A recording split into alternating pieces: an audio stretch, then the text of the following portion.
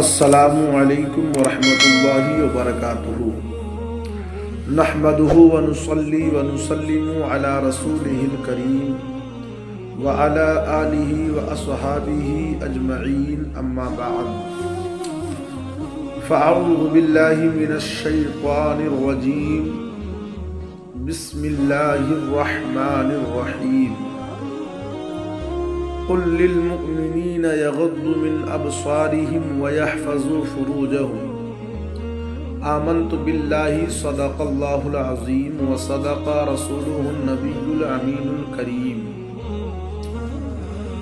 ونحن على ذلك لما قال ربنا لمن الشاہدین والشاکرین والحمد للہ رب العالمین۔ آئیے کچھ عرض کرنے سے قبل نبی رحمت صلی اللہ علیہ وسلم کی بارگاہ میں درود شریف کا نذرانہ محبت پیش کر لیں۔ اللہم صلی علی سیدنا و مولانا محمد وبارک وسلم صلاۃ و سلاما علیک سیدی یا رسول اللہ یا حبیب اللہ صلی اللہ تعالی علیہ وسلم۔ حضرات، آج کل ہمارے معاشرے میں بدنگاہی کا ایک بہت بڑا وبال چل رہا ہے، جس سے قوم مسلم اس بلا میں گرفتار ہے، خواہ وہ مرد ہو یا عورت ہو۔ لیکن ہمیں قرآن کیا سبق دیتا ہے، ہمیں اپنی نگاہ کی حفاظت کیسے کرنی چاہیے اور بدنگاہی کا وبال کیا ہے، اس کے تعلق سے کیا باتیں ذکر کی گئی ہیں۔ اللہ نے قرآن کے اندر ارشاد فرمایا قل للمؤمنین یغضوا من ابصارهم ویحفظوا فروجهم، مسلمان مردوں کو حکم دو اپنی نگاہیں کچھ نیچی رکھیں اور اپنی شرمگاہوں کی حفاظت کریں، اور فرمایا وَقُلْ لِلْمُؤْمِنَاتِ يَغْضُضْنَ مِنْ أَبْصَارِهِنَّ وَيَحْفَظْنَ فُرُوجَهُنَّ، اور مسلمان عورتوں کو حکم دو اپنی نگاہیں کچھ نیچی رکھیں اور اپنی پارسائی کی حفاظت کریں۔ ان دو آیت کریمہ سے مرد و عورت کو بدنگاہی سے بچنے کی تاکید فرمائی ہے، اسی لیے کہ زنا کا سب سے پہلا مرحلہ نگاہ طے کرتی ہے، اور اس سے بچنا سخت مشکل ہے، کیونکہ یہ نگاہ دل پر زبردست طریقے سے تیر پھینکتا ہے۔ حضرت عیسیٰ علیہ السلام نے فرمایا کہ بیگانی عورت وغیرہ کے دیکھنے سے بچو، اس لیے کہ دل میں اس سے شہوت پیدا ہوتی ہے۔ روح البیان کے اندر ہے، فرمایا گیا کہ انسان کے جسم میں شیطان کا سب سے بڑا تیر انسان کی آنکھ ہے، اس لیے دوسرے حواس اپنے مقام پہ ساکن ہیں، انہیں جب تک شے مس نہیں کرتی اس وقت تک حرکت میں نہیں آتے، بخلاف آنکھ کے کہ یہ دور و نزدیک ہر طرح سے انسان کو کام دیتی ہے، اور اسی کے ذریعے سے ہی انسان بہت سی غلطیوں کا شکار ہو جاتا ہے۔ ایک آیت کا مفہوم ہے جس کی تفسیر کی گئی، یعنی جملہ آفات جو انسان کو پہنچتی ہیں اسی آنکھ توبہ سکن سے پہنچتی ہے۔ آنکھ کو ایسے چھپا کے رکھ جیسے صدف میں موتی چھپاتا ہے، تاکہ بلیات کا نشانہ نہ ہو۔ اس لیے شریعت میں پہلی بار اچانک کسی اجنبی عورت وغیرہ کو دیکھنا معاف ہے، اس کے بعد دوبارہ دیکھے گا تو عمدن دیکھنے میں داخل ہوگا۔ حضور نبی رحمت صلی اللہ علیہ وسلم نے فرمایا، حدیث قدسی ہے، اللہ کا ارشاد ہے اے ابن آدم، پہلی بار دیکھنا تیرے لیے معاف ہے، لیکن دوبارہ دیکھنے سے بچنا، ورنہ وہ تیرے لیے ہلاکت کا موجب بنے۔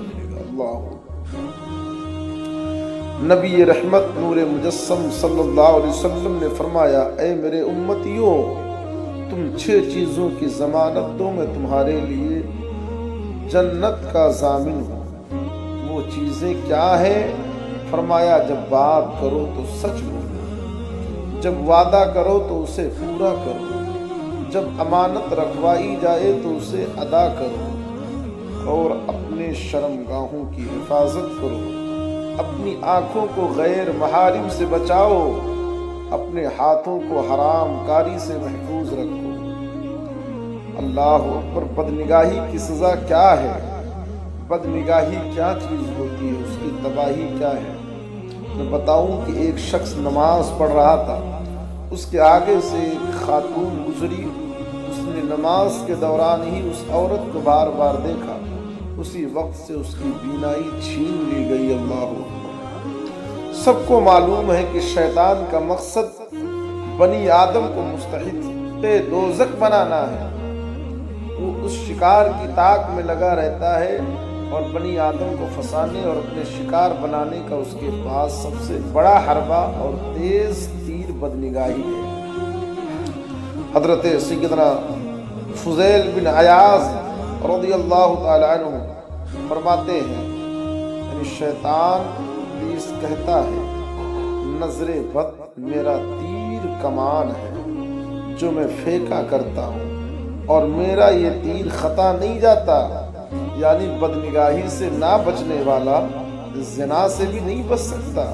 اور شیطان کی اس شرارت کو ہر انسان آزما چکا ہے، بلکہ اس کے تیر کے زخم تو ایسے گھائل ہیں کہ ان سے چھٹکارا ناممکن نہیں تو مشکل ضرور ہے۔ ایسی سزائیں بعض لوگوں کو بطور نصیحت فوراً مل جاتی ہیں، ورنہ اکثر یہی ہوتا ہے کہ سزائیں آخرت سے خاص ہیں۔ جسے دنیا میں سزا ملے وہ عبرت کے لیے ہوتا ہے۔ حضرت حاجی علامہ محمد لطیف چشتی رحمۃ اللہ علیہ نے فرمایا کہ طواف کعبہ کے دوران ایک نوجوان ایک حسینہ جمیلہ خاتون کو غور سے دیکھ رہا تھا، تو خاتون نے اس سے فرمایا، بھائی یہاں تو گناہ بخشوانے کے لیے آتے ہیں اور آپ اپنے عذاب کو بڑھانے آئے ہیں۔ نوجوان نے یہ بات سن کر آنکھیں بند کر لی اور طواف میں مصروف ہو گیا۔ اللہ! بدنگاہی یہ بہت بڑا وبال ہے، اس سے مصیبتیں کیا آتی ہیں، تکلیفیں کیا آتی ہیں، پریشانیاں کیا آتی ہیں، انسان ان چیزوں سے غافل ہے۔ سیدنا عیسیٰ علیہ السلام نے فرمایا، اے لوگو بدنگاہی سے بچو، کیونکہ غلط نظر سے دیکھنے سے دل میں شہوت پیدا ہوتی ہے، اور یہ شہوت فتنہ کے لیے کافی ہے۔ فتنہ سے مراد یعنی زنا کے لیے شہوت کافی ہے۔ حضرت داؤد علیہ السلام نے اپنے بیٹے کو فرمایا، اے بیٹا تو شیر کے پیچھے جا سکتا ہے، کالے ناگ کے پیچھے بھی جا سکتا ہے، لیکن تو عورت کے پیچھے نہ جا۔ کیوں فرمایا حضرت داؤد علیہ السلام نے؟ کیونکہ سانپ کا ڈسا ہوا نجات پا سکتا ہے، لیکن بدنگاہی کا ڈنک ایسا ظالم ہے کہ اس سے نجات مشکل ہے۔ حجت الوداع کے موقع پر حضرت عباس رضی اللہ تعالی عنہ کے شہزادے آپ کے ساتھ سوار تھے۔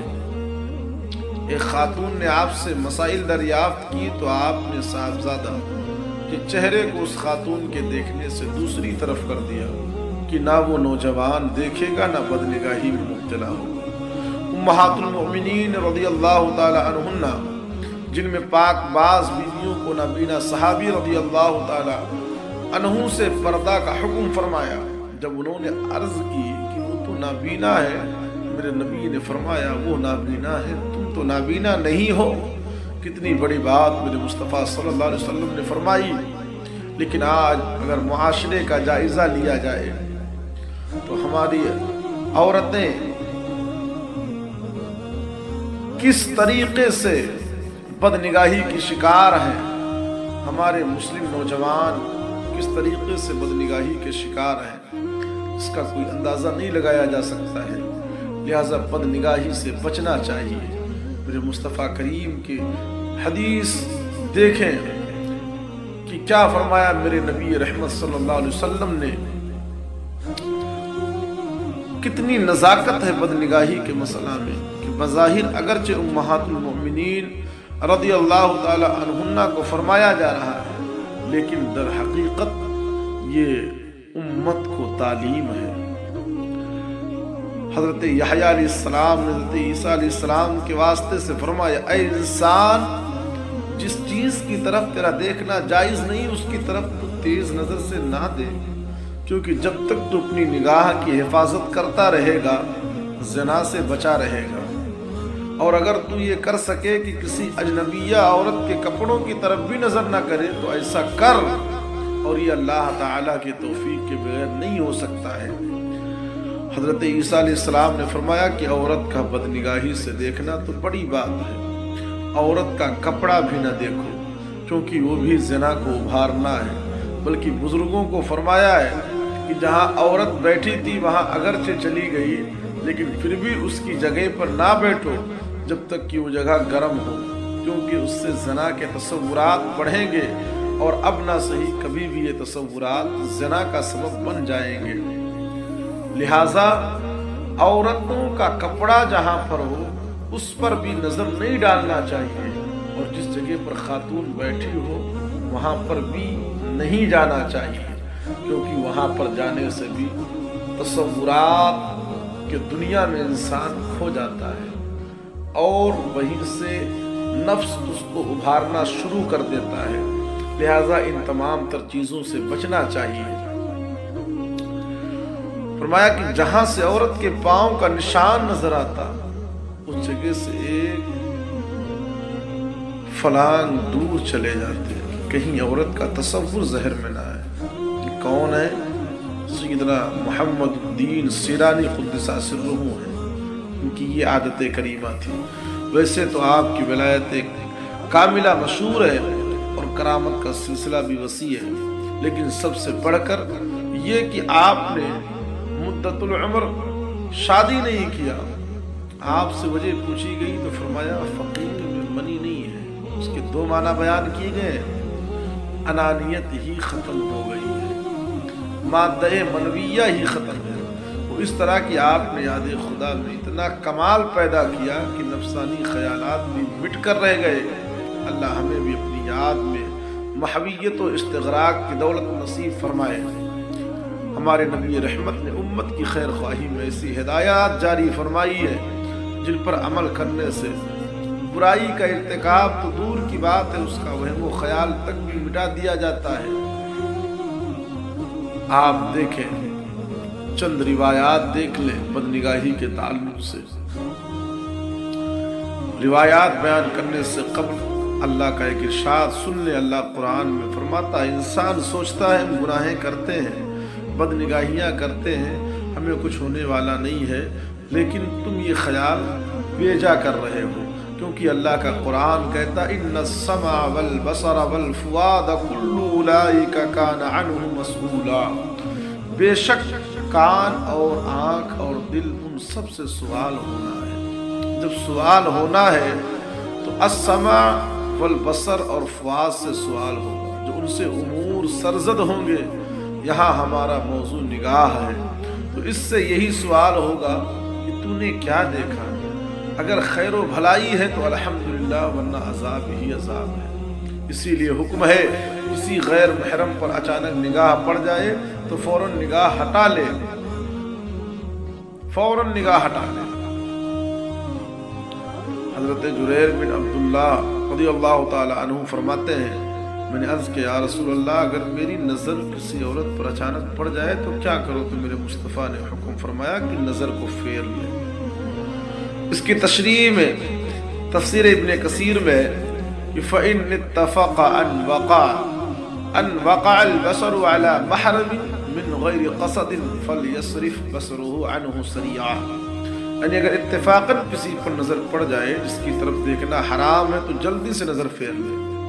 اس کی وجہ یہ ہے کہ پہلی نظر تصور و خیال کے بغیر ہوتی ہے، جب عمدن دوسری نگاہ ڈالی جائے گی تو وہ زہر ثابت ہے۔ حضور سرور کائنات سیدنا علی مرتضیٰ رضی اللہ تعالی عنہ جیسے پاک باز انسان کو فرمایا، یا علی لا تتبع النظرة النظرة فإن لك الأولى وليس لك الآخرة. پہلی نظر معاف ہے لیکن دوسری نظر تمہارے لیے وبال و عذاب ہوگی. بد نگاہی خود زنا ہے.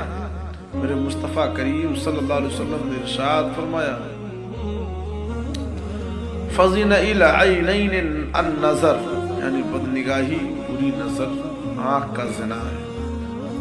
سیدنا ابو ہریرہ نے فرمایا، نبی رحمت صلی اللہ علیہ وسلم سے مروی حدیث ہے، اللہ کے نبی نے فرمایا العینان زناہما النظر والاذنان زناہما الاستماع، یعنی دونوں آنکھوں کا زنا بری نظر ہے. عورتوں کی طرف بری نظر سے دیکھنے والوں کو اللہ قیامت کے دن آگ کا سرما لگائے گا.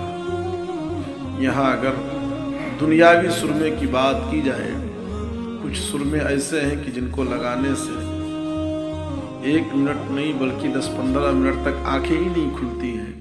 اور جہنم کی آگ کا سرما کیسا ہو، آگ کا سرما کیسا ہو. لہذا انسان کو سوچنا چاہیے. اللہ کے نبی نے فرمایا کہ اللہ کی لعنت بدنگاہی سے دیکھنے والے اور دکھانے والے پر ہے. اسی لیے خوف خدا رکھنے والے بندے خدا پر لازم ہے کہ اپنی نگاہ کو قابو کرے تاکہ بدنگاہی کی خرابی میں مبتلا نہ ہو. اور یہی نگاہ بد زنا تک لے جائے گی، اور زنا جہنم کا ایندھن ہے. لیکن دور حاضر کا نوجوان بالخصوص اس مرض میں نہ صرف مبتلا ہے بلکہ عمدن اس آگ کے گڑھے میں بار بار چھلانگ لگاتا ہے. جہاں سے عورت کا گزر ہوگا یہ گھور گھور کر دیکھے گا اور بار بار دیکھے گا.